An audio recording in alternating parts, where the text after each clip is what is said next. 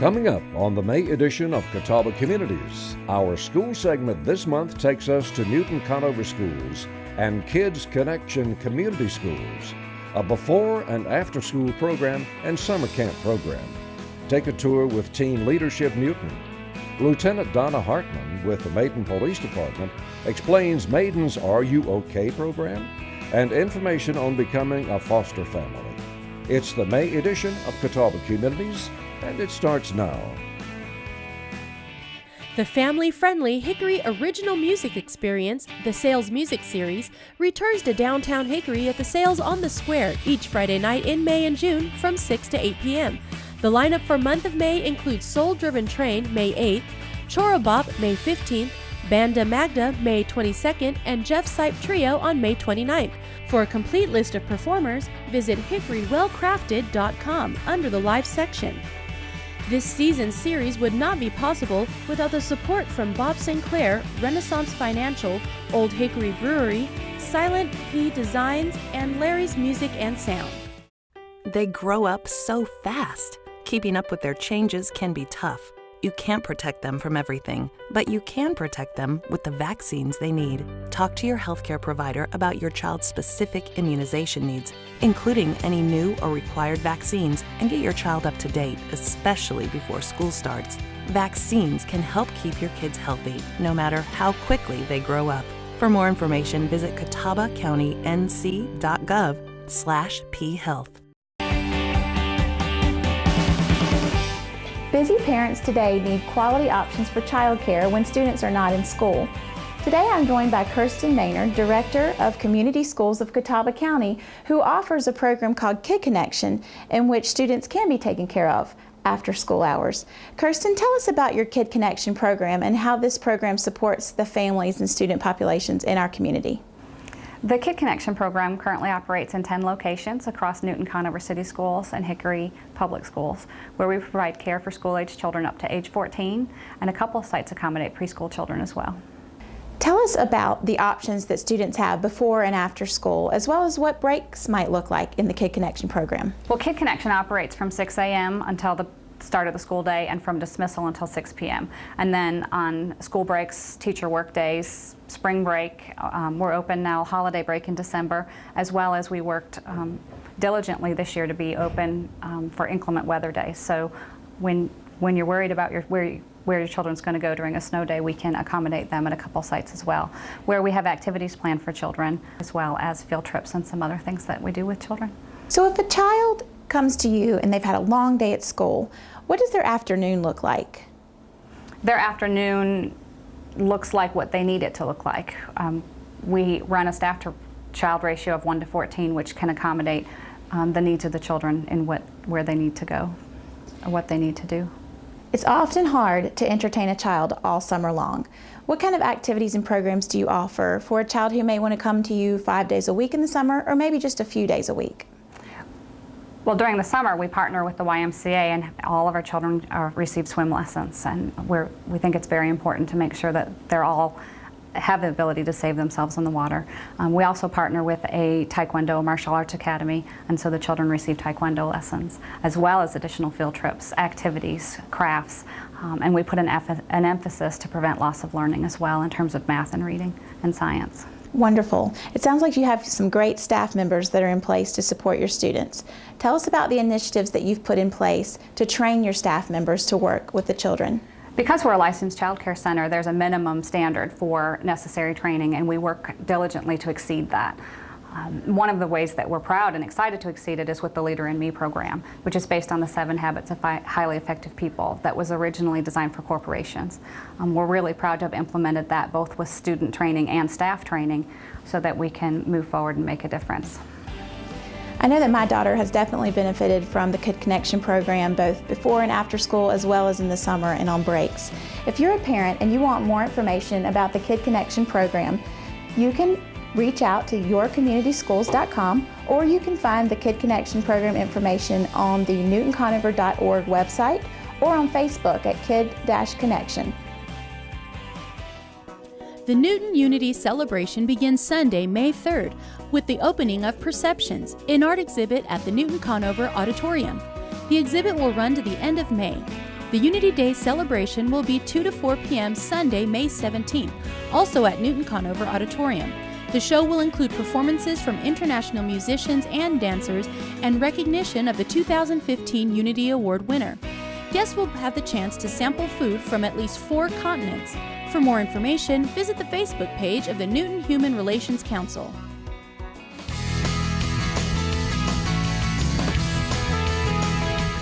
Hi, I'm Alex Frick with the City of Newton, here at the Old Post Office Playhouse for Teen Leadership 2015. Teen Leadership is a yearly event held by the Newton City staff. Each year, dozens of teens from Newton Conover High School and from Discovery High School take part in Teen Leadership. The sessions include parliamentary procedure, a trip to Raleigh, visiting and meeting city council members, and an economic development day in which the teens get to visit businesses in and around Newton. It's a great way for the best and brightest in the Newton Conover City school system to get a first-hand look at what leadership truly means. My name is Susie Wilson. I go to Discovery High School and I am a sophomore. I didn't know what to get out of this. I didn't know how I'd feel, and because I didn't have any intentions of going into city council or anything like that, but now that I've seen it and been in here for this long, and the trip to Raleigh really opened my eyes, and I enjoy it, and I think I might do something with city council and the government later on in the future. This is a lot different because it's a lot more hands-on, and you get to see things first person point of view and everything, and it keeps me excited about what's going on. My name is Edgar Dominguez. I go to Newton Conover High School, and I'm a junior.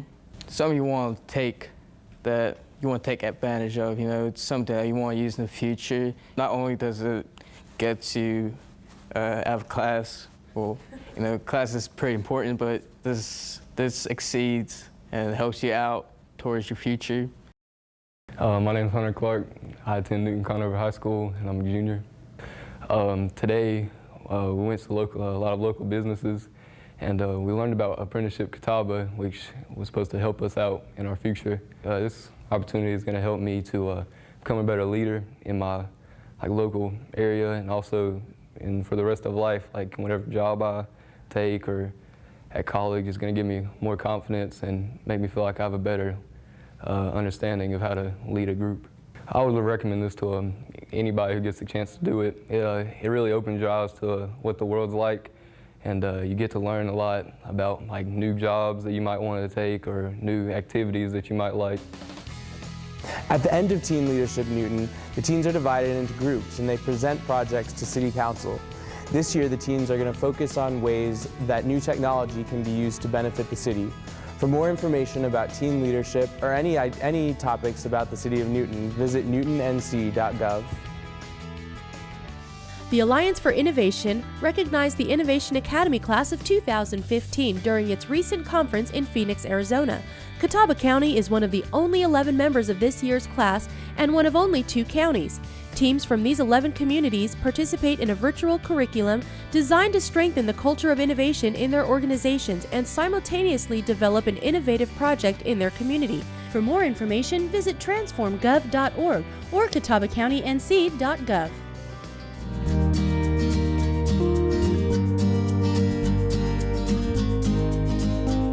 The elderly and persons who have difficulty getting around are special people in our community, but sometimes they need special assistance. And in some parts of our community, including the town of Maiden where we are today, there are programs to help. The Maiden Police Department has, for the last couple of years, had the Are You OK program that assists people who are in their homes and may at times need help. And so I'm really pleased that Lieutenant Donna Hartman of the Maiden Police Department is joining us today. Thanks, Donna, for taking time to be with us this week. Tell me a little bit just basically about how your Are You OK program works. The Are You OK program is an automated phone call. It dials each senior citizen at an appropriated time every morning, and if they answer, it gives them a number to push. Once they push that number, the system moves on. It knows that they're okay. If they don't get a response, or we get a no answer or a busy signal, it gives them 10-15 minutes, it will call back. At the second time, it gives them a different prompt. Once that prompt is activated, they're okay to go, then we know everything's okay and they're fine. After 3 busy signals or no answers or no response from the wrong number being pushed, then an alert's issued. And we dispatch an officer or we call their family member. We have a list of contacts that we can get in touch with to make sure that they're okay. Now, obviously, most of the time, the system calls somebody, that person's fine, and they let you all know it. Right. But there are times when somebody does need some assistance. There have been some times just today and last week. Give me some examples of how the system has been used to help somebody and make things better for them. This morning we did have 3 alerts. 2 of them we were aware of. We knew they weren't going to be home, and that was okay. We went out and checked on one lady. She was outside with some utility people that had come by our house at the time of our call, and she was okay. We knew that she's okay. An officer went out and checked with her. Last week we had a lady who wasn't okay. We actually had to make entry into her home, and she was unresponsive. We called EMS, and they came out and transported her to the hospital. Her family was with her, and she is okay now. And that's the good news. That is the good news. Even though she had a little bit of trouble, she's okay. She's okay. About how many folks are on the program right now? We have 18 households that we service currently. There are 23 people. We have some husband and wife teams that we call, but there are 23 people in total. Now, lastly, if someone is not on the program, they're just hearing about it from this program, how do they sign up? How do they get on the Are You OK program? They can call the police department. We'll be glad to come out. We have a form that we fill out that has their contact information, any health concerns that they may have that we would need to know that EMS would know. We can sign them up, no problem. If you'd like to know more about the Maiden Police Department, the Are You OK program, and everything they do, the simple thing to do is to go on the internet to the town site, and specifically the police department site. It's www.maidennc.com/police. Taste of Hickory 2015, presented by Hickory Elks Lodge and Lady Elks, is Sunday, May 17th at LP Friends Stadium from 4 to 7 p.m. Tickets are $25 in advance and $35 at the door, and includes all food and beverage tasting, wine glass, and music by Ulysses Long. For more information and to purchase tickets, visit hickorywellcrafted.com. Taste of Hickory at LP Friends Stadium. Taste well crafted. Communities across North Carolina received 2015 Excellence in Communications Awards at the annual North Carolina City and County Communicators Conference during an awards ceremony earlier this year in Asheville. In addition to the project awards, Chris Colson Communicator of the Year Award is presented to an individual who demonstrates a passion for making a difference in the profession and in lives of citizens, and whose character, career, and service represent the highest standards, and who excels in the practice of local government communications and/or has accomplished an outstanding one-time achievement. She is the 4th person to receive the award since it was created in 2009. This year, Mandy Pitts, the Communications Director and Brand Manager with the City of Hickory, was the recipient of this prestigious award. For more information on Mandy and her career, visit www.hickorync.gov. Hi, my name is Megan Hildebrand, and I'm the Foster and Adoptive Parent Recruiter and Trainer for Family Builders of the Catawba County Department of Social Services. I would like to tell you a little bit about Family Builders, who we are, what we do, and what we need from our community. Family Builders is a unit of Catawba County Department of Social Services, and we are responsible for placing children into their foster or adoptive homes. Our primary goal at DSS is always to reunite children with their birth parents whenever possible. And while they're in foster care, we either place them with relatives that are appropriate or in licensed foster homes. If reunification with the birth parents is no longer possible, we try to find children stable, permanent, loving homes with either relatives that are appropriate or adoptive families. In Catawba County, there are currently 232 children in foster care. Due to a shortage of foster homes in our county, 96 of those children, which is almost half, have had to leave our county, which means that in addition to having the trauma of leaving their birth families, they also have to leave their homes, their churches, their schools, and their favorite parks. Of those 232 kids, more than 30 of them have an identified permanent plan of adoption without an identified permanent adoptive home ready for them. We need your help. Of course, we can always use more money and more volunteers, but our biggest need is for families to become foster and adoptive parents. Almost 100 children from our own community have had to move away due to lack of foster homes. This is a problem for our community because these are our children. What I would like to ask is for that each person viewing this to take a moment to seriously consider opening your heart and your home to foster or adopting a child. We don't need perfect families because there is no such thing as a perfect family. But what we do need is families and singles who can love and care for children and work in partnership with the Department of Social Services. Social workers would be there with you every step of the way, guiding you and supporting you throughout the fostering and adopting experience. Now you're going to have the opportunity to meet 3 wonderful families who have fostered and adopted through our agency. I'm Stephen. And I'm Kelly. And we've been foster parents for almost 3 years now and are looking to being able to adopt our foster son soon at the end of May. He's an awesome kid. And that's one of the best things about it is just how awesome he is. We decided to foster, I guess when we started dating, we were early on in our dating path, and it was always something that we felt like we needed to do. And I would say that I always knew this was going to be a part of my journey. Ever since I was little, there's no exact incident that led me to this. I just always knew it would be a part of my path. And when we started dating, we both discussed it, and we were lucky enough to have our biological son, and soon after having him, we right away looked into fostering another child. One of the stories that really is kind of heartwarming is with our foster son, since he had been in our home, we were able to tell our biological son who his brother was going to be when everything was announced that we were going to be adopting him, and that was really special. He was excited to know who his brother was. And I have another story to share. It was kind of funny, at least I thought in hindsight. The one weekend that Kelly decides to go out of town for, I think it was a training of some sort, happened to be the weekend that I was with both boys, and a feeding tube fell out of our foster son's abdomen.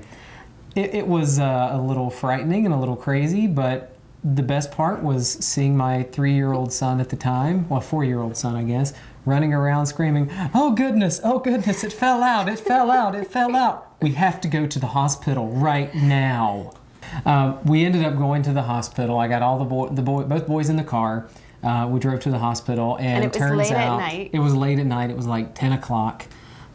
Turns out though that he didn't actually need the tube anymore. He had been eating all of his food by mouth and drinking by mouth for months at this point, and it was just one of those moments where I kind of freaked out a little bit, and my son definitely flipped out.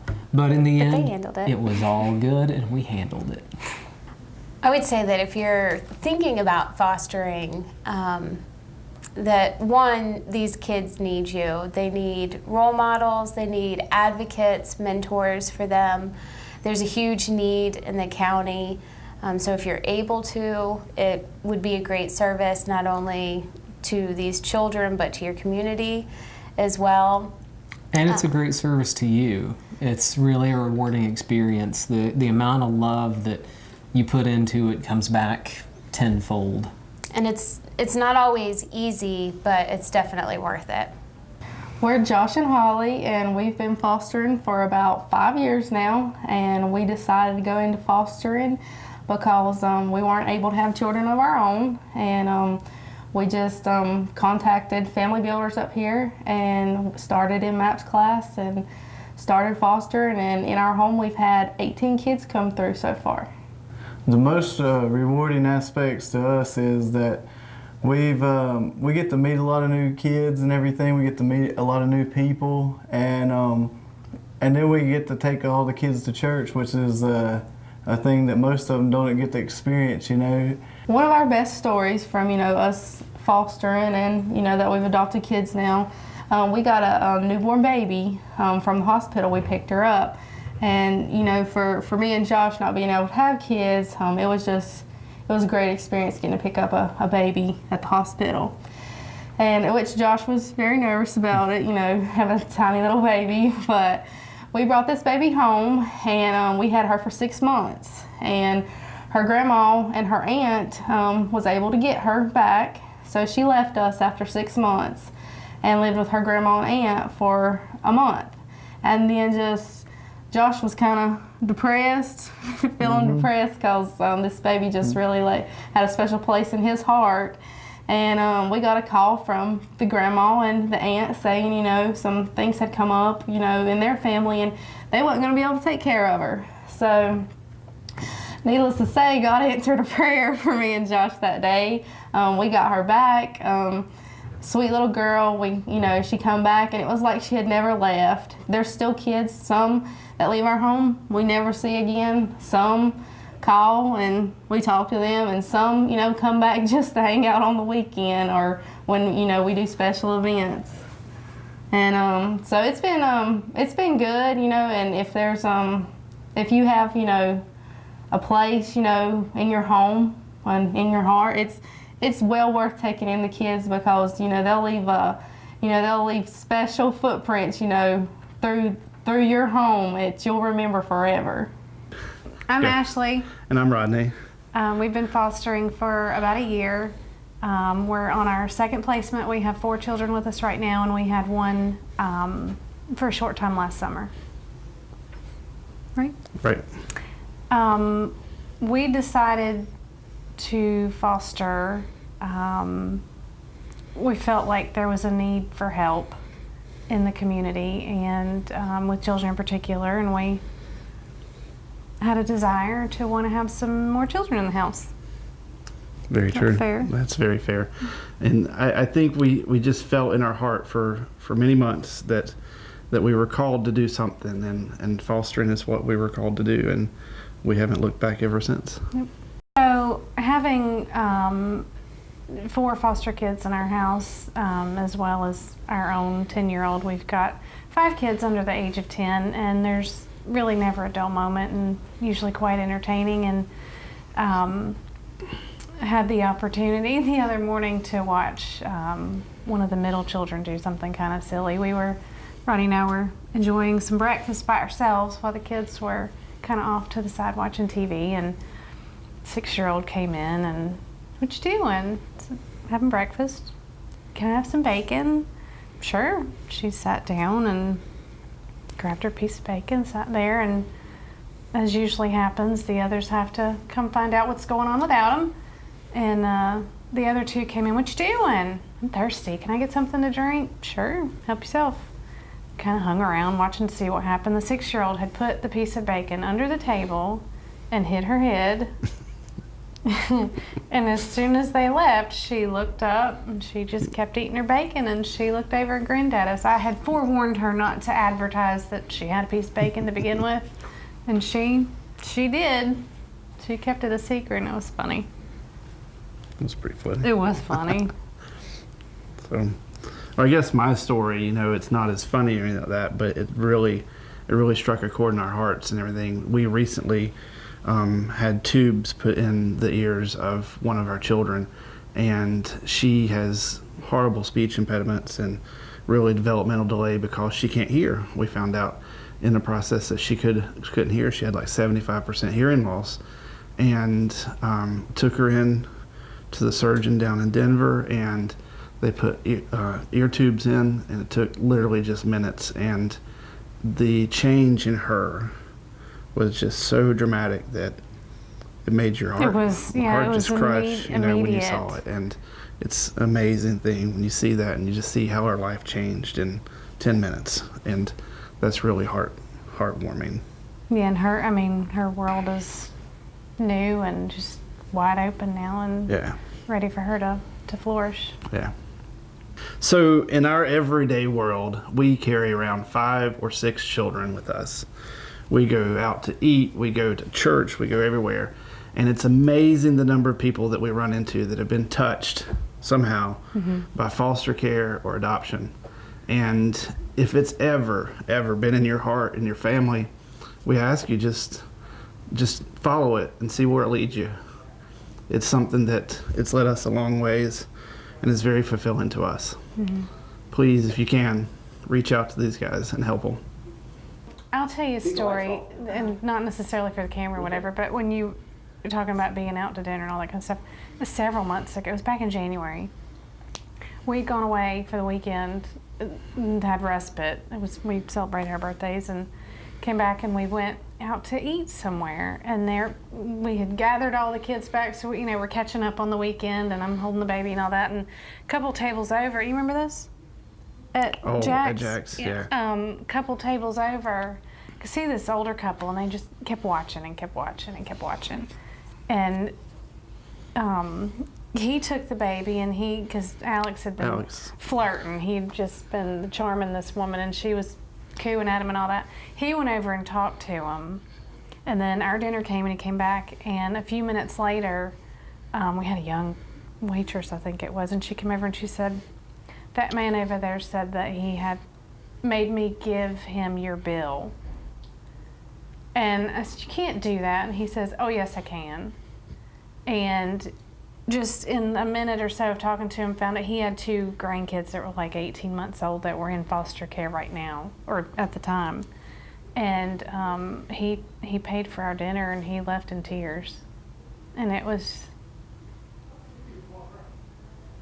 I don't know, I mean, it just... He turned the light off. He turned the light off, but he left it running, didn't you? That's whatever.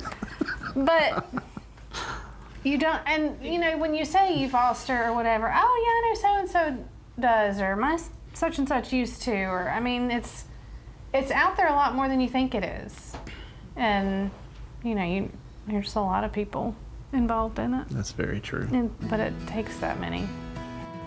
If you are interested, we have an information meeting on the second Tuesday of every month at 6 p.m. at our Family Services Center. If fostering and adopting are not for you, please consider sharing with others that you encounter the desperate need for foster and adoptive families in our community and encourage them to consider it. If anyone has any questions, please visit our website at fostercatawba.com, or you can contact me directly at 828-695-4553. Swingin' Under the Stars is back for 2015. This is an annual Memorial Day weekend event started by Rick Klein in 2008 and has received an award of excellence as the best downtown event in North Carolina as recognized by the NC Department of Commerce Main Street Center. Bring your partner to Union Square and dance the night away. Sunday, May 24th, 6:30 to 9:30 p.m. Union Square, downtown Hickory. For more information, visit downtownhickory.com.